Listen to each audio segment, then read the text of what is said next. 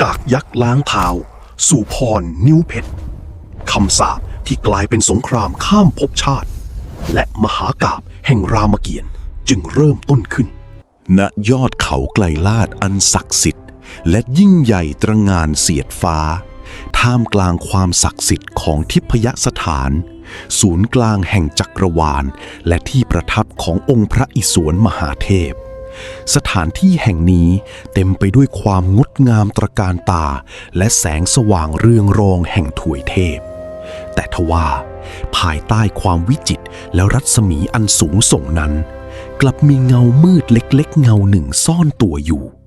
เงามืดที่ถูกหล่อล้อมด้วยความเจ็บปวดและความเครียดแค้นสะสมมานานนับแสนล้านปีนั่นคือเรื่องราวของนนทกยักษ์ชั้นผู้น้อยผู้มีชะตากรรมอันน่าเวทนาเขามีหน้าที่เพียงอย่างเดียวคือการล้างเท้าให้กับเหล่าเทวดาที่มาเข้าเฝ้าพระอิศวรณบันไดแก้วนนทกก้มหน้าก้มตาทำหน้าที่นี้ด้วยความซื่อสัตย์และเจียมตัวมาอย่างยาวนานแต่สิ่งที่เขาได้รับตอบแทนกลับไม่ใช่ความเมตตา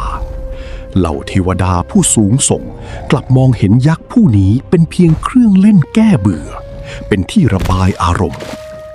ทุกครั้งที่ยื่นเท้ามาให้ล้างพวกเทวดามักจะใช้เท้าเขี่ยหน้าหยอกล้อตบศีรษะและดึงถอนเส้นผมของนนทกเล่นจนหลุดร่วงวันแล้ววันเล่าปีแล้วปีเล่าเส้นผมที่เคยมีกลับล้านเลี่ยนจนหมดสิ้นกลายเป็นตัวตลกที่น่าขบขันของสวรรค์แต่ไม่มีเทวดาองค์ใดรู้เลยว่าภายใต้ใบหน้าที่ก้มต่ำและท่าทีที่ยอมจำนนนั้นมัจจุราชกำลังรอวันปะทุขึ้นนนทกตัดสินใจบำเพ็ญตปะอย่างแรงกล้าท่ามกลางพายุและสายฝนณเชิงเขาอันโดดเดี่ยวเพื่อขอเข้าเฝ้าพระอิศวรองค์มหาเทพผู้เป็นเจ้าทูลขอพรที่ทรงพลังที่สุดเพื่อปกป้องเกียรติของตน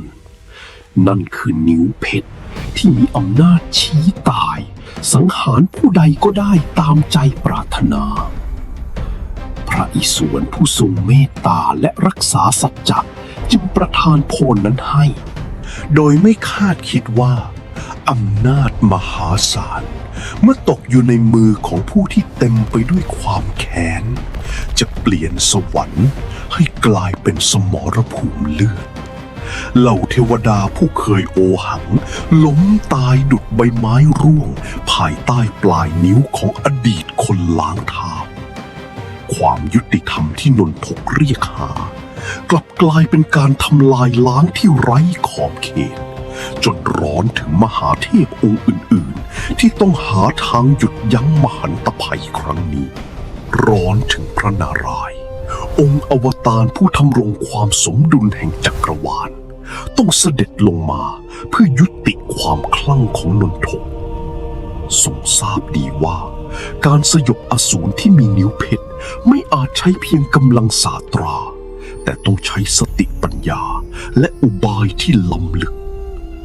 ทรงอวตารแปลงกายเป็นนางสุวรรณอัปสรนางรำสวรรค์ผู้มีความงามเป็นเลิศเหนือสามโลกผิวกายสีทองผุดพองวิจิตรอาบแสงสุริยันรัศมีแห่งความงามนั้นล่อลวงให้นนทกหยุดชะงักและลุ่มหลงในทันทีท่ารำนาฏยศิลป์อันอ่อนช้อยแต่แฝงด้วยความตายเริ่มบรรเลงขึ้น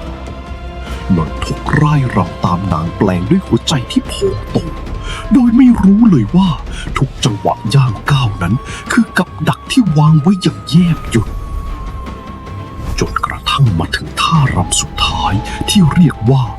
นาคาม้วนหาง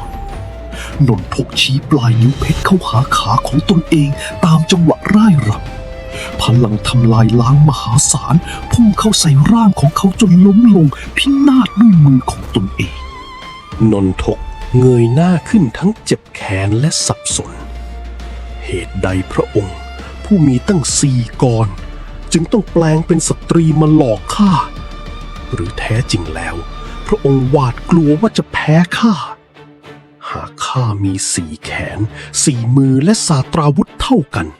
เห็นที พระองค์อาจสู้ข้ามิได้คำพูดของนนทกเสียดแทงใจ พระนารายณ์ตรัสตอบด้วยสุรเสียงอันสงบนิ่ง ความหลงในตัณหาของตนเองต่างหาก แต่เอาเถิด หากเจ้าคิดว่าข้าได้เปรียบ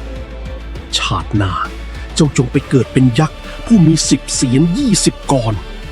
ส่วนข้าจะลงไปเกิดเป็นเพียงมนุษย์ผู้มี2 มือ และเราจะได้พบกันอีกครั้ง